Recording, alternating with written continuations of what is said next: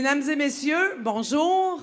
Si tout le monde peut prendre place, s'il vous plaît, pour laisser place à la prochaine dégustation. J'aimerais commencer par remercier le partenaire de cette dégustation, la Banque nationale. Il ne faut pas oublier que sans tous nos partenaires, toutes ces magnifiques dégustations ne seraient pas possibles. Donc, merci beaucoup à la Banque nationale. Très rapidement, juste plus logistique, il y aura une présentation d'une vingtaine de minutes avant le repas. On va déguster les vins pendant le repas et après le repas, on reviendra pour une période de questions et d'échanges d'une dizaine de minutes.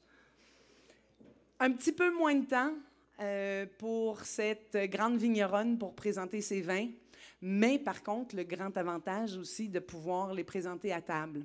Parce que, comme on le sait tous, les grands vins, ce sont des vins de gastronomie. Donc, un peu moins de temps pour les mots, mais plus de temps pour le plaisir, les sensations, les mariages entre le vin et la nourriture, où le vin prend toutes ses dimensions. On quitte, bien entendu, le climat septentrional de la Champagne. Ça a été difficile de m'extirper de la salle d'à côté. Pour ceux d'entre vous qui n'y étaient pas, je vous encouragerais pour les prochaines éditions de Montréal Passion Vin de ne jamais rater la première dégustation, celle de Champagne, qui est une grande, grande dégustation. Et merci encore à la fabuleuse équipe de Röderer qui était là pour cette dégustation historique. Donc, on quitte le climat septentrional de la Champagne, on se dirige vers le sud, vers la vallée du Rhône, Châteauneuf-du-Pape particulièrement, avec son climat résolument méditerranéen, ses sols de galets roulés qui donnent des fruits mûrs, gorgés de soleil et de garrigues, et qui, je suis certaine, vont nous procurer beaucoup, beaucoup de plaisir à table. Pour les présenter, je vais laisser la parole, bien entendu, à cette vigneronne d'exception, une femme qui vraiment croque la vie à pleines dents. Et je crois que mon travail ici va être extrêmement facile parce qu'elle pourrait vous en parler pendant des heures et des heures. S'il vous plaît, joignez-vous à moi pour accueillir Mme Laurence Ferraud de Domaine du Pégot.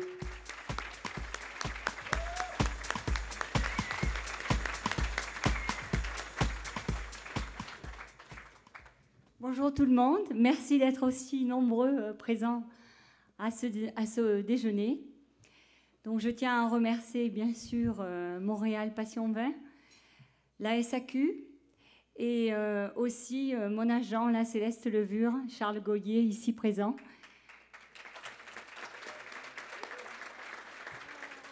Avec qui nous travaillons donc depuis 21 millésimes. Donc, 21 millésimes soutenus par la Céleste Levure.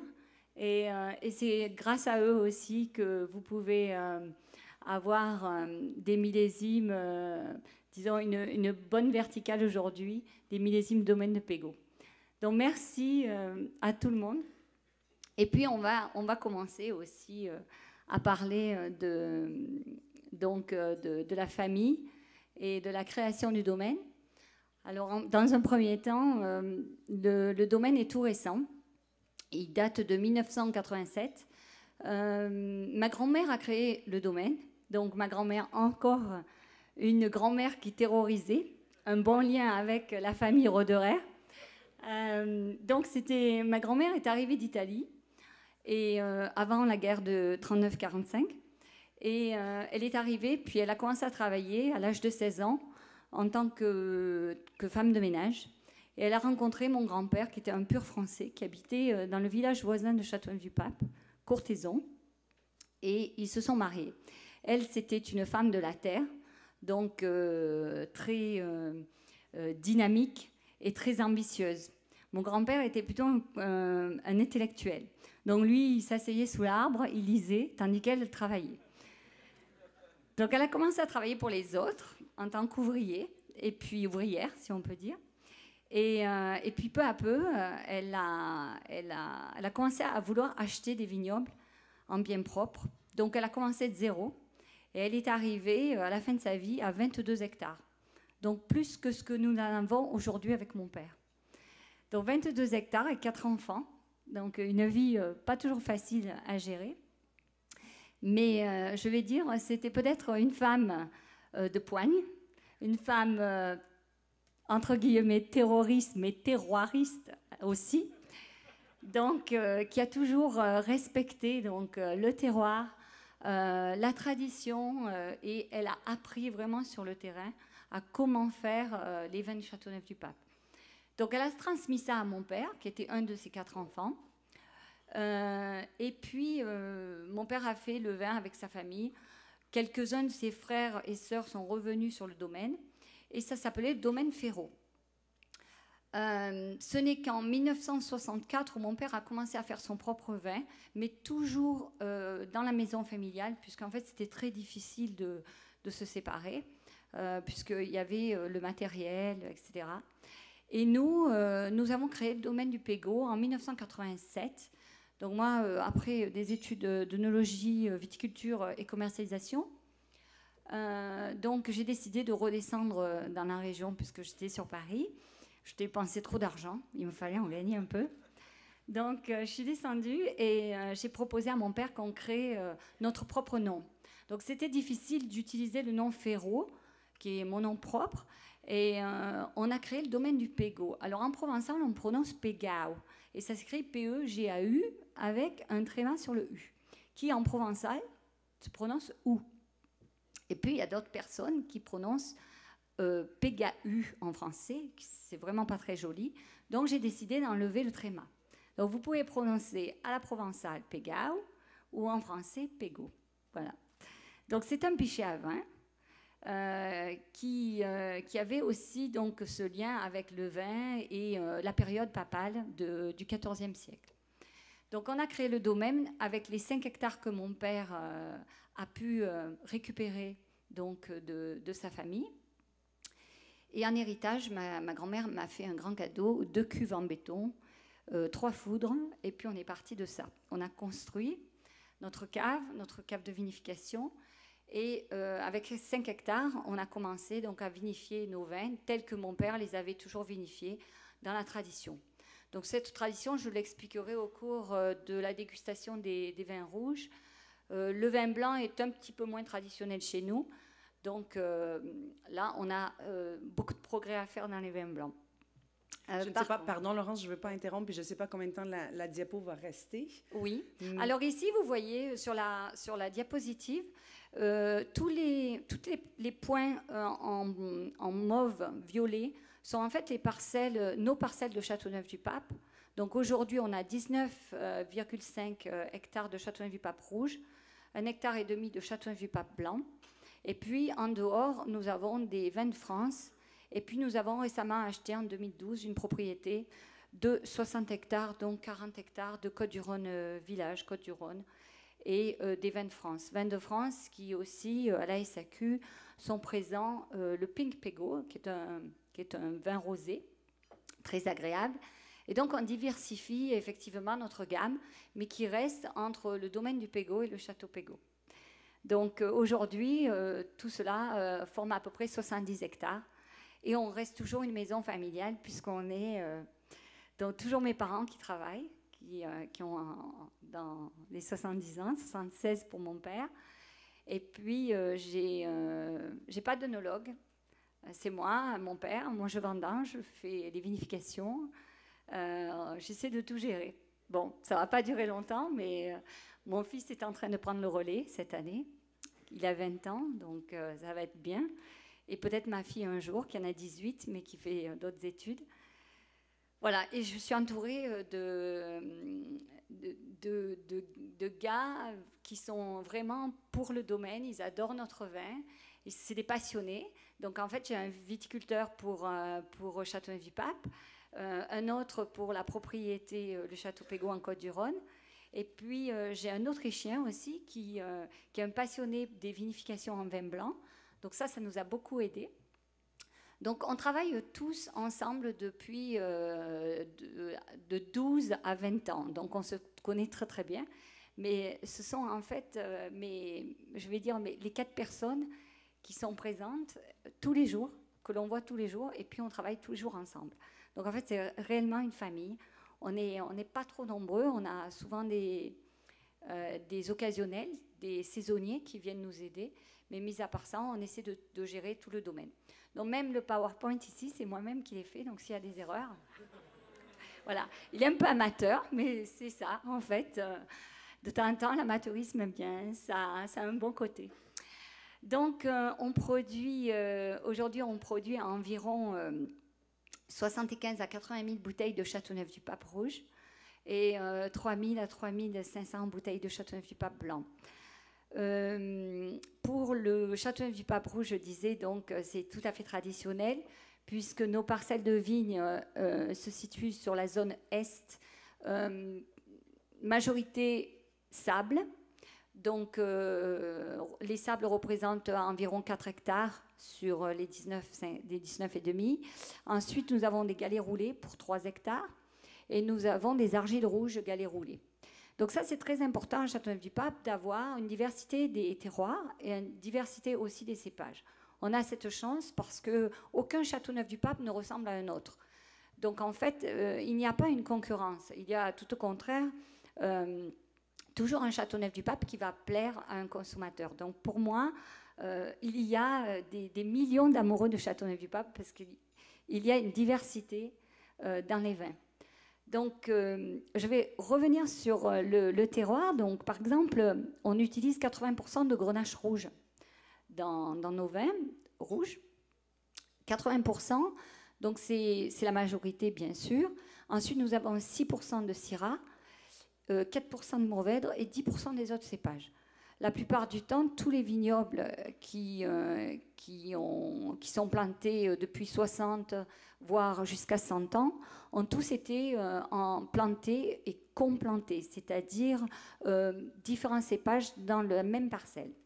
On peut uniquement quantifier précisément la Syrah, qui est le seul cépage que l'on taille en Guyot ou en Roya, et qui est en fait le seul cépage que l'on peut cultiver sur fil de fer. Tout le reste, c'est en fait des cépages en gobelet. Donc, on assemble, dans la même parcelle, on va trouver des blancs et des rouges.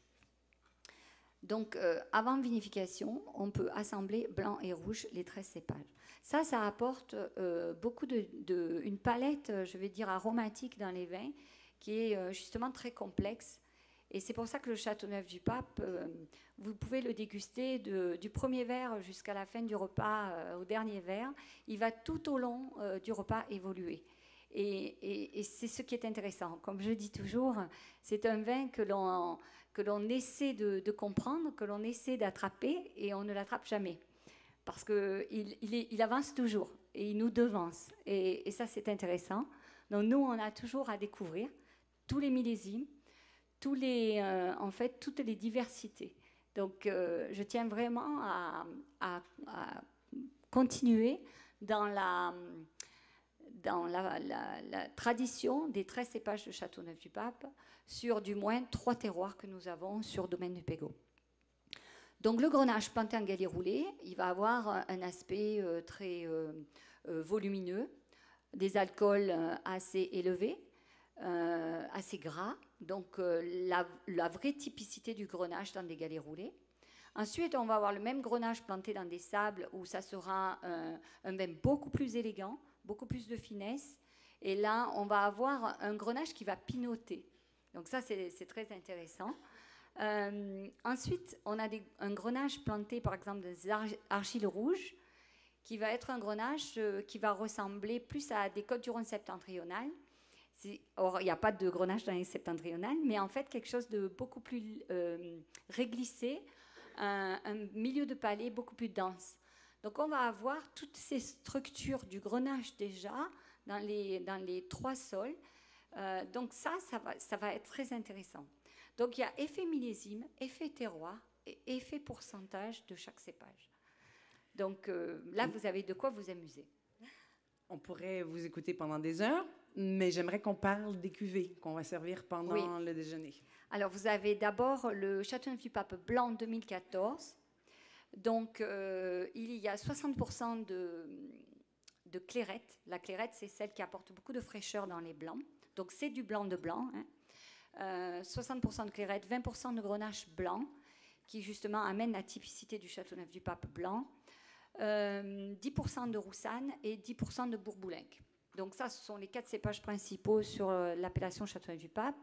Vinification, pressurage, mise au froid, sautirage et ensuite des vinifications très lentes à basse température pour essayer de garder beaucoup de fraîcheur, beaucoup d'acidité. Vous verrez 2014, ça a une pointe de salinité et ça c'est très intéressant, surtout dans les zones chaudes comme les vins du sud-est bien sûr.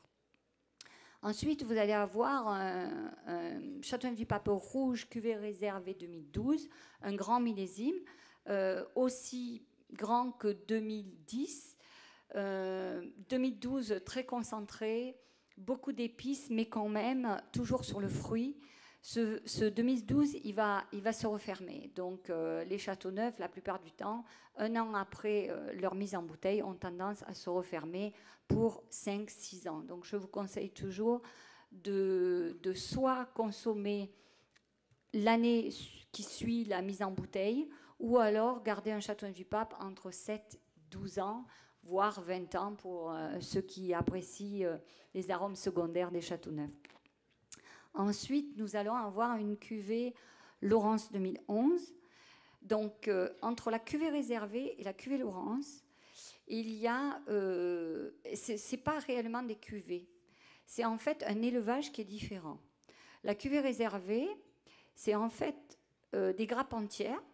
Donc, toujours la même vinification, cuvée réservée ou cuvée Laurence. Grappes entières, légèrement foulées. Vinification très courte, entre 10 et 12 jours, que des remontages, quelque chose de très souple, pas de... On ne va pas vraiment forcer les pompages, on va faire quelque chose de très, souple. Et puis une courte vinification, parce qu'avec les rafles, on ne veut pas avoir des tanins assez verts. Donc 10-12 jours, pressurage, et après mise en foudre. Donc le foudre, c'est des foudres entre 30 et 60 hectolitres, donc 6000 litres. Et là, on va élever notre cuvée réservée 2 ans. Lorsque l'élevage sera terminé, c'est-à-dire une production en septembre, va être mis 2 ans après, au mois de novembre, en bouteille. Donc le 2012, il a été mis en bouteille en 2014, novembre 2014. Donc il a passé 2 ans en foudre. Avant de mettre en bouteille, on pompe tous nos foudres, parce que chaque foudre va donner quand même une typicité un peu différente après 2 ans, même s'il a eu le même vin. Parce qu'il y a des foudres de chêne de Russie, il y a des foudres de chêne du Limousin, il y a aussi du noyer, il y a un peu de tout, avec des âges différents. Donc ça, on va faire un assemblage final et on va mettre en bouteille. Et de cet assemblage final, on va remplir un autre foudre qui va vieillir 2 ans de plus et va devenir la cuvée Laurence. Donc 2011 a été mis en bouteille, en fait, au printemps 2015. Donc cuvée Laurence 2011, c'est votre deuxième vin, il a été mis en printemps 2015. La cuvée Laurence, elle a été faite, en fait, pour donner l'opportunité aux consommateurs, aux clients, d'avoir un vin de Châteauneuf-du-Pape déjà prêt à boire. C'est-à-dire un élevage de 2 ans de plus en foudre va apporter une oxygénation beaucoup plus lente, mais va donner un vin beaucoup plus intégré, plus homogène, des arômes des tanins plus souples, des arômes plus combinés, je vais dire. Et ça va être un vin beaucoup plus mature. Et nous, on va faire vieillir en foudre et ça va aller beaucoup plus vite que la cuvée réservée qui va être en bouteille. Donc, si vous avez de bonnes caves, je vous conseille d'acheter une cuvée réservée, de la garder 10 ans. Si vous n'avez pas de cave, je vous conseille plutôt d'acheter du vin et de le mettre dans un frigo à vin. Je vous conseille d'acheter de la cuvée Laurence qui va être prête à boire pour votre repas. Voilà.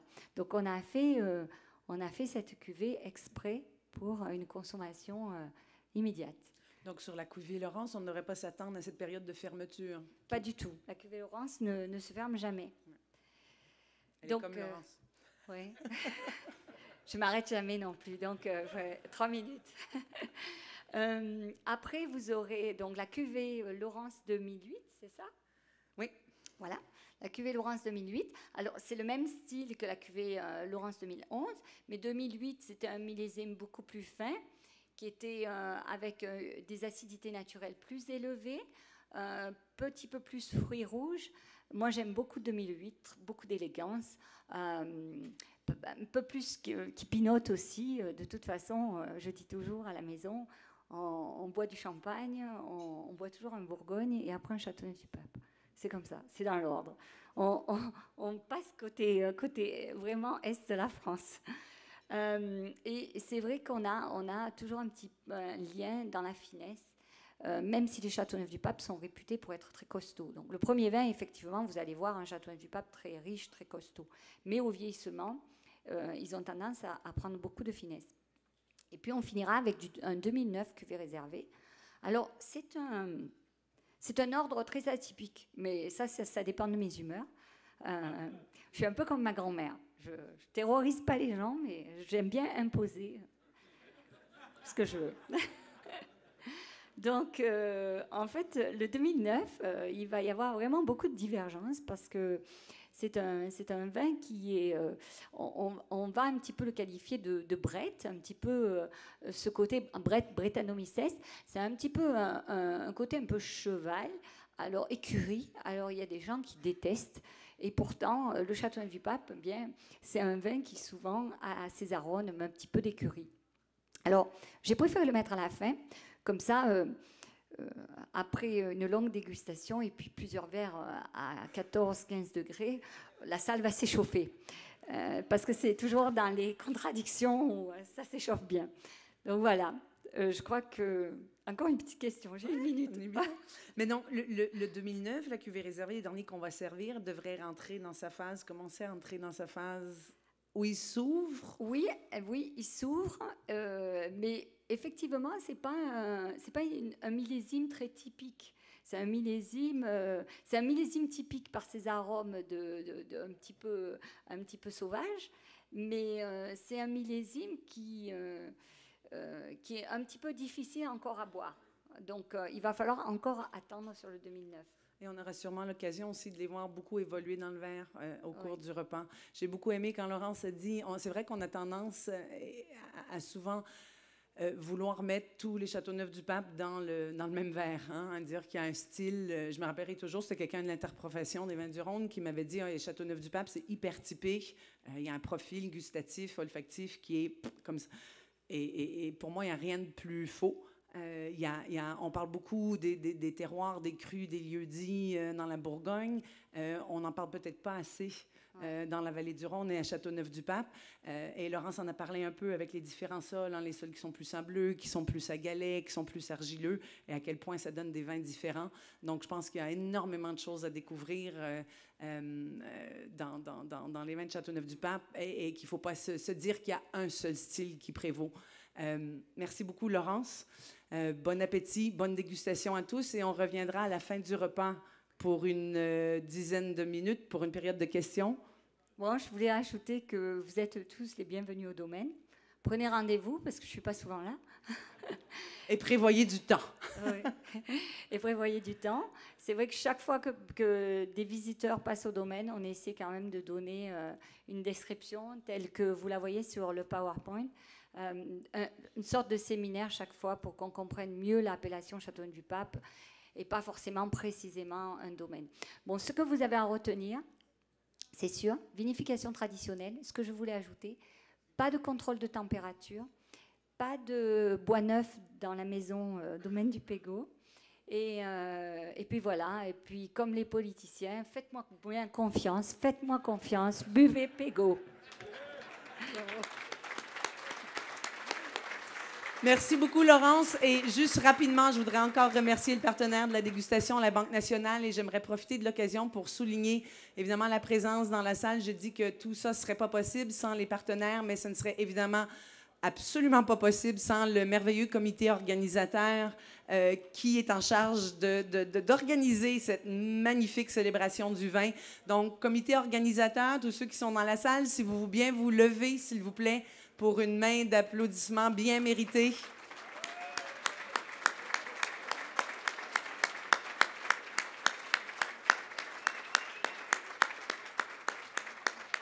Merci à tous. Bon appétit. Mesdames et messieurs, bonjour. Tout le monde a bien mangé? Tout le monde a apprécié? Que du bonheur et on ne fait que commencer. J'aimerais réinviter Mme Laurence Ferraud à se joindre à moi pour répondre à vos questions. Je suis certaine que vous en aurez.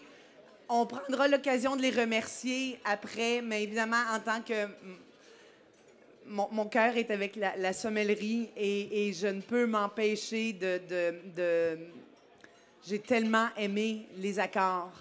Il y a eu un travail extraordinaire qui a été fait au niveau des accords mets vins. De goûter les vins en soi étaient grandioses, mais de les goûter en mangeant, comme je vous disais tout à l'heure, hein, c'est là où ils prennent toute leur expression. Un grand bravo à l'équipe du Club Chasse et Pêche. On les remerciera encore parce que je ne crois qu'on les remerciera jamais assez. C'était extraordinaire comme accord. Donc, j'aimerais inviter les gens. Laurence, je ne sais pas si tu voulais dire quelques mots pour clore ou inviter carrément les gens qui ont des questions, qui aimeraient en savoir plus sur certaines des cuvées, sur quoi que ce soit que vous avez comme question. Bon, quand même, je veux remercier aussi Chasse et Pêche. J'ai eu la chance hier de manger au club dans le restaurant. Et vraiment, c'était déjà hier un accord parfait. Aujourd'hui, de nouveau. Je trouve que la cuisine, elle s'harmonise parfaitement avec les vins. Bravo au chef. Je vais aller d'ailleurs les chercher en cuisine, ils peuvent se préparer. Je sais qu'ils ne veulent pas sortir, mais je vais y aller. Une femme de tête, hein? C'est son côté terrorisant qui ressort. Moi, je suis prête aux attaques. Allez-y. Est-ce qu'il y a des questions, des commentaires dans la salle sur les vins? Ça y est, ils ont peur. C'est sa grand-mère qui était terrorisante, c'est pas elle. Excellent, quoi. Bonjour, Laurence. Merci beaucoup. Alors, bon, moi, je vais poser des questions parce que sinon, on va attendre pour rien du tout. Oui. Laurence, de la part d'un viticulteur de Pomerol, je voudrais te féliciter pour ton 2008. C'est exceptionnel. Merci. Bravo. Merci. C'est extraordinaire. Et surtout continue. Allez. Merci bien. Merci bien. Vieux Château Certan. N'hésitez pas. Fabuleux Pomerol aussi. On se retrouve souvent dans les dégustations. Oui, j'aurais aimé savoir quel était le millésime qui avait remporté, je vais dire, 2009, vous voyez. Alors ça, c'est... Pour qui est-ce que 2009 était le préféré en levant la main? Comme quoi, le vin nous ramène toujours à la nature. Vous aimez quelque chose de très terre, animal. C'est extraordinaire. Bon, on a eu cette conversation à table et c'était très intéressant parce que Laurence nous avait parlé dès le départ des notes animales sur le 2009. Et elle a emmené la notion de brette, hein, les fameuses levures, là, les Brettanomyces. Et il est toujours question de qu'est-ce qui est vraiment dû au terroir, qu'est-ce qui n'est pas dû au terroir. Si c'était vraiment... Donc, il y avait ce côté animal, hein, je crois, qui était assez facile à discerner dans le 2009. Et si c'était vraiment dû à des brettes. Les brettes, c'est des levures qui sont dans l'air ambiant, qui seraient là dans le chai, donc qui se seraient répétées sur le millésime 2010. Mais elles n'étaient pas là en 2010. Alors, en 2010, pas du tout. 2012, c'est le premier vin que vous avez eu sur la table. Donc, en fait, c'est vraiment... Nous, on fait une culture nature, donc on n'est absolument pas certifié ni en culture organique, ni en biodynamie. On applique une culture biodynamique sur notre vignoble planté en blanc, donc uniquement pour le vin blanc. Par contre, pour le rouge, j'appelle ça culture nature. On a toujours respecté autant que l'on pouvait les sols et la plante. Mais en fait, c'est les sols qui sont le plus importants. Et je voulais juste émettre une parenthèse. Je vous invite vraiment à aller voir le film qui s'appelle Symphony of Soil, qui est sorti récemment et qui a été produit par... Enfin, c'est la même production que Mondovino. Mais c'est un film où j'ai énormément appris sur les sols. Et ça ne s'oriente pas vraiment que sur le vin. C'est toute la végétation qui peut pousser sur différents sols et comment chaque fruit, chaque plante va s'exprimer. Et ça, c'est un film qui est extraordinaire. Donc, allez le voir. C'est Symphony of Soil. On a une question, Laurence? Oui, bonjour Laurence. Oui, vous nous bonjour. avez invités à aller vous visiter. Oui. Je vais profiter de la tribune pour vous remercier. J'étais justement à votre domaine il y a 3 semaines. Vous m'avez accueilli de façon incroyable. Donc, je vous remercie pour la qualité des vins aujourd'hui. Je peux juste...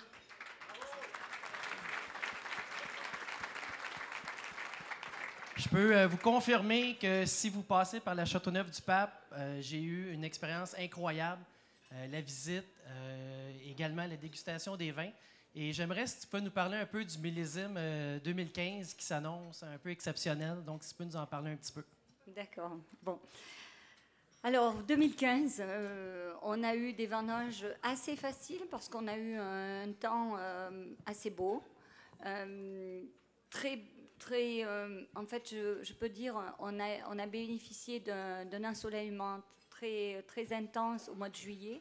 Et c'est toujours ce que nous attendons pour avoir un grenache mûr, c'est d'avoir des températures très élevées au mois de juillet. Parce qu'après, si ça n'est pas le cas, c'est très difficile. On ne peut pas rattraper la maturité sur une vendange beaucoup plus tardive. C'est beaucoup plus difficile. Le grenache a besoin vraiment d'être mûr, d'avoir son ensoleillement, ses journées d'ensoleillement au mois de juillet. Donc après, au mois d'août, ça s'est encore, je vais dire, prolongé. On a eu des fortes chaleurs et puis on a eu des pluies. Alors les pluies, on aurait pu toujours penser que ça va altérer le raisin, mais pas du tout. Les pluies, elles étaient d'abord bénéfiques. Ensuite, peut-être un petit peu de pluie où on aurait pu s'en passer, mais ça n'a jamais été des pluies très fortes. Et puis on a toujours le Mistral derrière. Donc ça... À Châteauneuf, c'est vraiment un avantage, c'est que le Mistral va tout de suite sécher les grappes et donc on va pouvoir ramasser des raisins tout à fait secs. Ça a donné un petit peu une récolte un petit peu plus juteuse, mais toujours une très belle concentration. Comme on attendait déjà au mois d'août, on savait que ça allait être un très beau millésime. Et 2015, je peux d'ores et déjà annoncé la DACAPO 2015, puisqu'on a sélectionné les parcelles. Donc, comme d'habitude, la DACAPO, c'est une cuvée, notre cuvée haut de gamme, et c'est une sélection parcellaire. Donc, on a déjà sélectionné les parcelles, on a déjà assemblé en cuve. Maintenant, il nous reste juste à attendre 2017, début 2018, pour mettre la DACAPO 2015 en bouteille. Voilà. D'autres questions? Alors, pour en revenir au Brett, au fait, donc on fait une culture nature et je pense que la population des levures indigènes, si vous voulez, il y a des populations qui vont se multiplier plus rapidement et en quantité plus importante. Donc, sur le millésime 2009, eh bien, il y avait une population qui, en fait, a pris le dessus et a donné ces arômes que l'on qualifie de Brett aujourd'hui, parce qu'on sait exactement en quoi ce qualificatif va nous révéler en bouche. Mais en fait, c'est pas une maladie comme on peut le qualifier. C'est en fait une population de levure qui a pris le dessus sur les autres.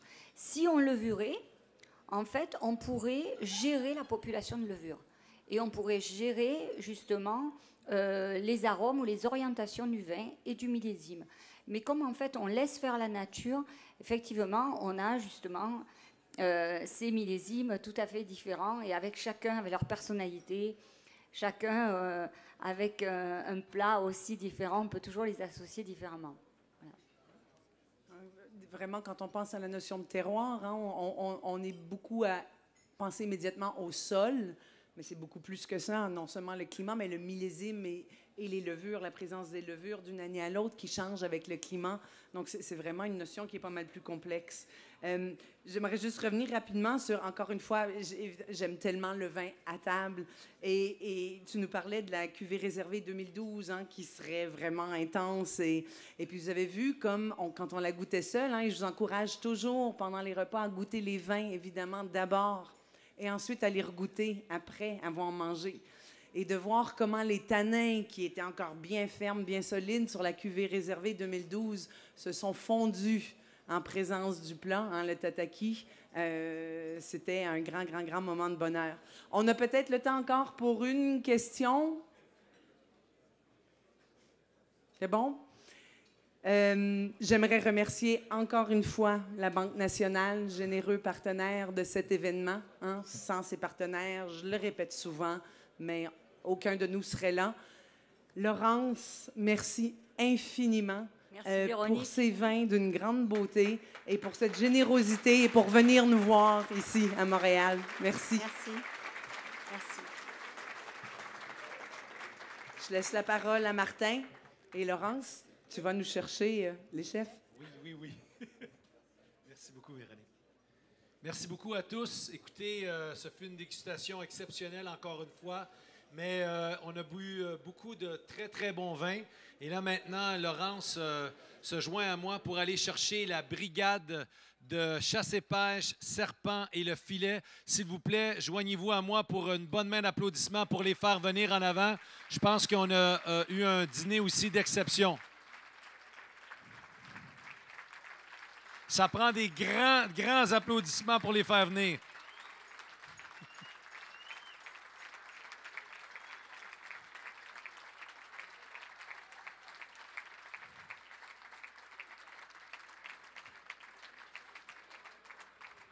Des vrais artistes, je pense qu'ils aiment se faire attendre. Ça s'en vient. Ils sont loin, ils sont très loin. Elle est très loin, la cuisine, je vous le dis, mais ça s'en vient. Vous allez voir que ça vaut la peine.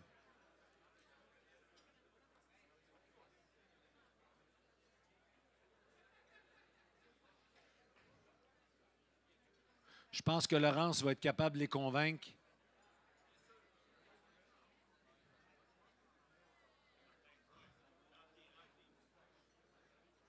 Et voilà. Les voilà. Oui, les voilà. S'il vous plaît, une bonne main d'applaudissements pour le fabuleux dîner que nous avons eu lieu. Les gens du chasse et pêche, serpent, le filet. Bravo!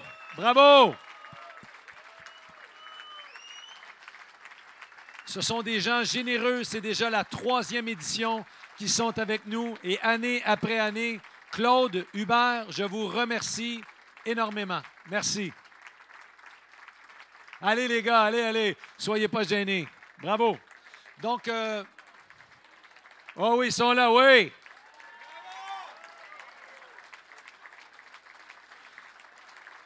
C'est bien de les applaudir, mais ce qui leur fait encore plus plaisir, c'est lorsqu'on va prendre le temps d'aller manger à leur restaurant. C'est des restaurateurs, des entrepreneurs du Québec. Il faut les aider. Les gars, merci. 3 fois merci. Merci. Je l'apprécie vraiment. L'apprécie vraiment. Good. Merci aussi, encore une fois, à la Banque nationale. Sans eux, ce ne serait pas possible. Et la journée n'est pas terminée. Nous nous dirigeons vers la salle Wisconsin où nous allons avoir la chance de déguster les vins de Col d'Orcia et du comte Francesco Maron Cinzano. Bon après-midi à tous.